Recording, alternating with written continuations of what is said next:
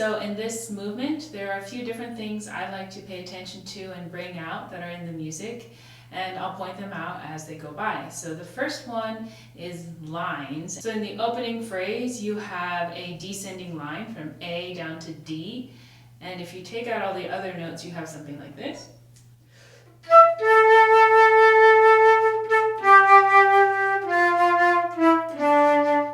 I like to bring out the notes in that line so that it comes across to the listener.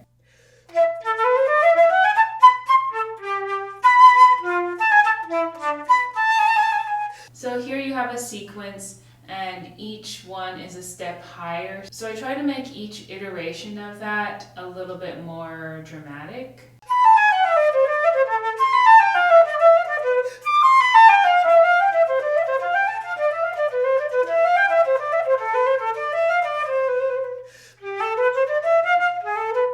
And at this point, there's another thing that I think is important to pay attention to in this movement, which is the harmonic rhythm.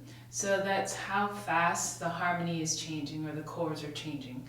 I like to bring out those harmonic changes. So each time there's a new chord, I give a little bit of emphasis to the first note. And I also do the opposite. So if it's maintaining the same chord, I don't bring out those notes and I sort of gloss over them a little bit more. So here you have a harmonic rhythm of one chord per measure. So one chord every 3 beats.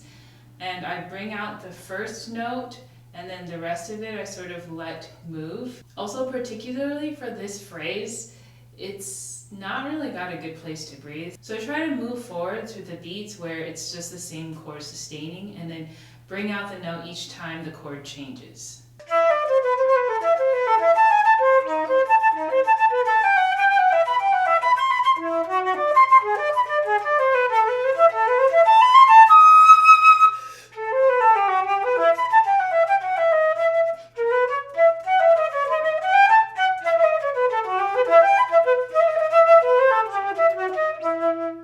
So at the end of the first half and also the second half, there's a little tag at the end, and I like to bring out the little descending line that's right there. So you have this.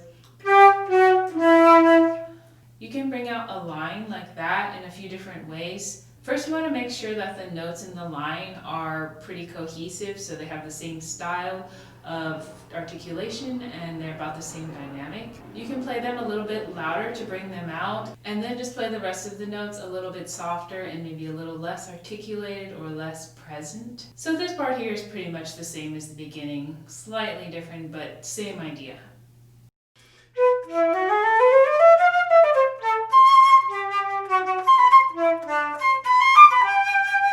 So in a section like that, there is kind of a sequence, but it's not really moving that much harmonically. And you can kind of tell that by just looking at the fact that there are no accidentals there. So any of these sections where there's no accidentals, I feel like it's okay to sort of push forward and not be too heavy-handed or dramatic about it.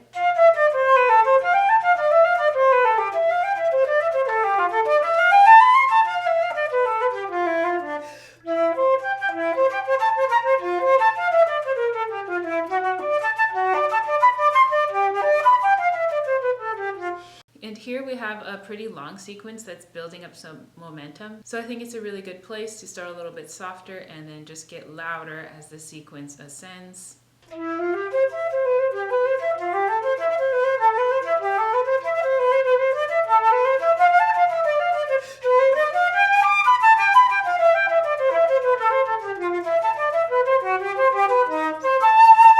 And then it kind of culminates in that chromatic and jagged melody there.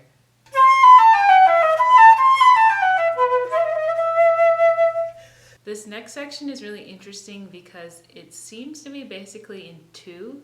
So even though the time signature doesn't change, you can hear that it's pretty much grouped in 2 beats.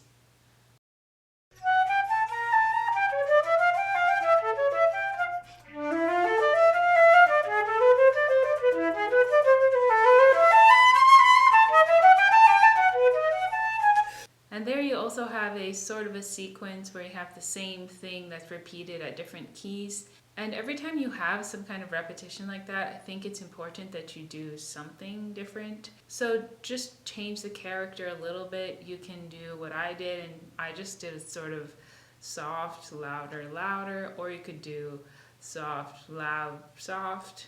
I don't know, whatever makes sense to you musically. But I think you want to avoid doing them all exactly the same. Right here, it switches back to a 3 feel again, so I like to really bring out the first beats and emphasize the contrast between the 2 and the 3.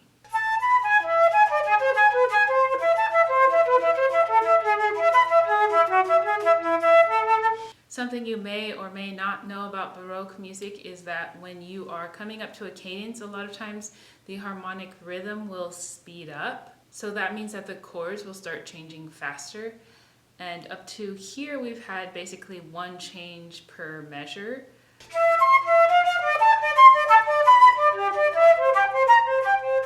At this point, the chords start changing faster, and that's a signal that there's going to be a cadence. I'll put the chord changes on the screen so you can see how it goes by.